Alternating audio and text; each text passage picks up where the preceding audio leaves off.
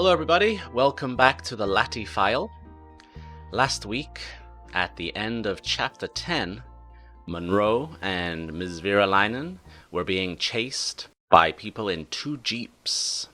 And while they lost one of them, the other jeep rammed them off the road, and we ended with Monroe losing consciousness.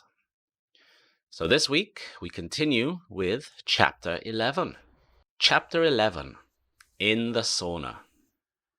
Monroe woke up with a terrible headache. He was lying on a wooden seat in a small wooden room. He was in a sauna. His hands were tied behind his back. He turned his head. Lying on the opposite seat, also with her hands tied, was Sherpa Virolainen.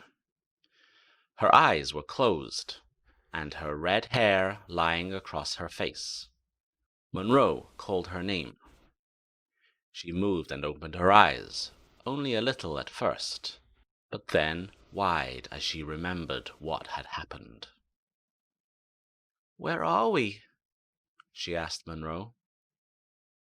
"I don't know," he answered. He moved about and managed to sit up. Just then, the door opened. A short man with white blonde hair came into the room, holding a gun in his right hand. Monroe realized that he knew who the man was. "Mr. Monroe, Ms. Virolainen," said the man, looking at each of them in turn. "Mr. Lapolainen," said Monroe. It was the businessman and politician that Monroe had read about at the hotel. Suddenly, a number of things became clear as pieces of the picture fell into place. Lapolainen was interested in bioengineering. Perhaps that interest included poisons too. Also, it might explain why Naylor had not told Monroe the complete story. Lapolainen was an important person in Finland. It was difficult to know how many people might take orders from him. It would be easy to talk to the wrong person, someone who was a friend or employee of Lapolainen. "Ah," said Lapolainen, "I see you know who I am." "Yes, I do," said Monroe. "It's difficult not to know one of the most important men in Finland. But I don't know why you've locked us in here." "Well, Monroe, it seems that you and Ms. Virolainen's brother have been putting your nose into areas of my business which are nothing to do with you." "Areas of your business?" asked Monroe. "Yes, my business," replied Lapolainen. "Bioratkaisut is one of my companies. I own it." Bioratkaisut. I had name again. More parts of the picture became clear in Monroe's mind. Lapolainen continued. "The company does well. It makes a lot of money, not just for me, but for Finland." "And the poisons?" asked Monroe. "Ah, yes, the poisons," said Lapolainen. "Of course, developing poisons is not really allowed. But a foreign country? No, Mr. Monroe, I'm not going to tell you which country have offered me a lot of money to organize this work. We have developed an extremely strong and cheap poison. They wanted a gas, if possible, strong, powerful, and with almost no smell at all. We have the technology. They have the money. I have to say I'm not quite sure why they want this poison. To start a war, maybe? To kill groups of people who do not like their leader? I don't know. To tell you the truth, I don't really care. And anyway, they offered me so much money that I felt I couldn't really refuse. And of course, I will be able to use the money to become president of my own country. And the scientists? Oh, they get paid well, explained Leppäläinen, but they don't really care about the money. You know what scientists are like. They don't care about rules or the law either. They're just interested in science. But of course, when people find out what has been happening, your chances of becoming president will disappear forever, said Monroe. Leppäläinen did not look worried. Well, I don't know who is going to tell them, Mr. Monroe, but it certainly won't be you. Leppäläinen took a piece of paper out of his pocket. It was the piece of paper that Schipper had given him earlier. I've got this now, Leppäläinen went on. And as you have probably realized, you are in a sauna. In Finland, we like our saunas very hot. You know, not like in Sweden. Usually we have them between 95 and 100 Celsius. But today I'm going to give you a special sauna, a rather hot one. And Leppäläinen stopped speaking and looked from one to the other with a smile on his face. The terrible thing is that you will find the door impossible to open. Leppäläinen threw back his head and laughed again. Veeraläinen's mouth opened wide as she realized what Leppäläinen was saying. Although it was hot in the sauna, an icy feeling moved up Monroe's back.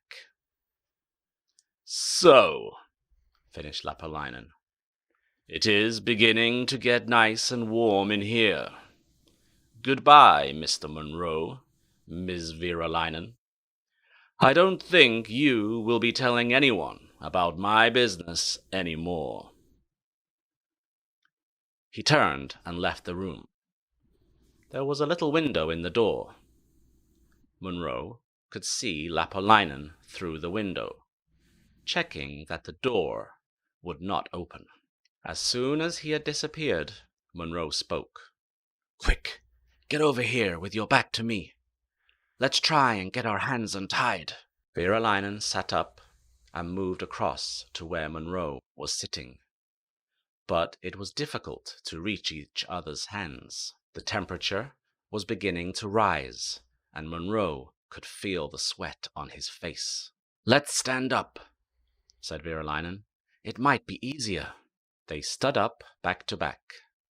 Monroe felt his fingers touch Veeraläinen's hands. He started to try and untie her, but she was tied very tightly. He worked hard, but was no use. Sweat was now running down his face, and he could feel it running down his body inside his shirt. Stop, said Veeraläinen. Let me try to untie yours. Monroe stopped.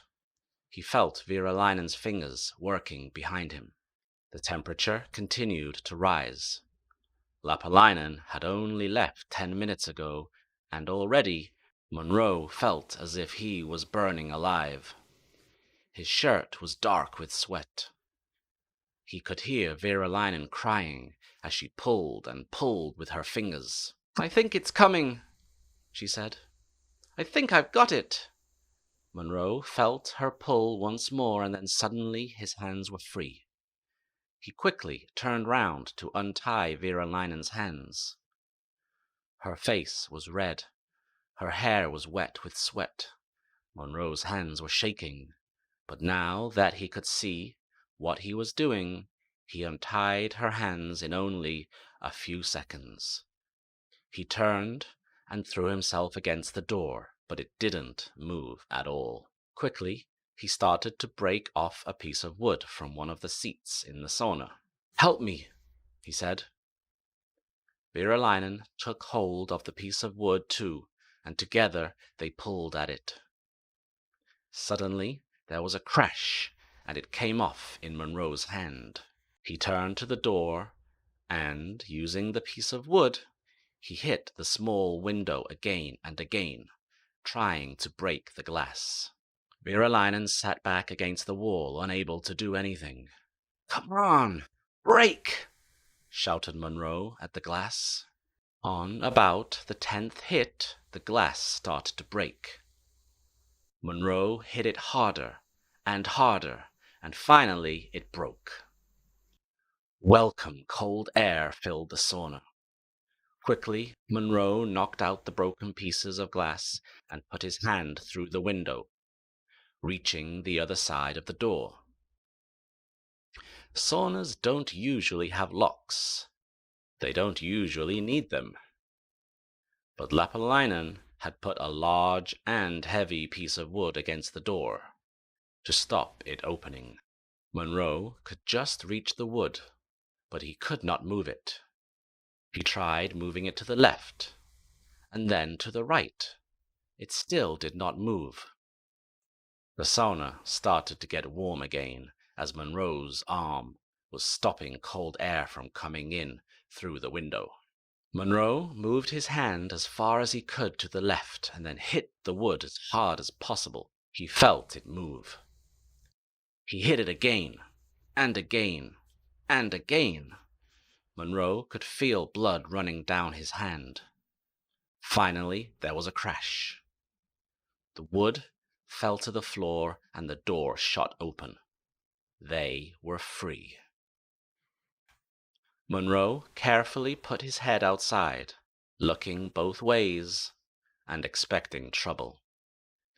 It was Sunday. The factory was empty. "Let's go," said Monroe, and taking Virolainen's hand, he started running towards some stairs. "Down," whispered Monroe, and they ran down the stairs, trying to be as quiet as possible. At the bottom of the stairs, they looked round. There were some large double doors to the right. "That looks like the way out," said Virolainen. They ran towards the doors. Monroe heard a shot and saw Virolainen fall at the same time. He stopped running and turned back to see how badly she was hit. Quickly, he pulled her behind some boxes, looking to see where the shot had come from. He couldn't see Lapalainen anywhere, but he heard his voice. "I don't know how you are still alive, Mr. Monroe, but you won't be for long." Wow, that was a thrilling chapter. We finally got some action in the Lahti file. Monroe using his training and skill to escape the deadly hot sauna. But they're still in the factory, and Lapalainen is hot on their tail. I look forward to continuing the story with you next week, and I will talk to you about this chapter in class. Stay safe, be healthy, bye-bye.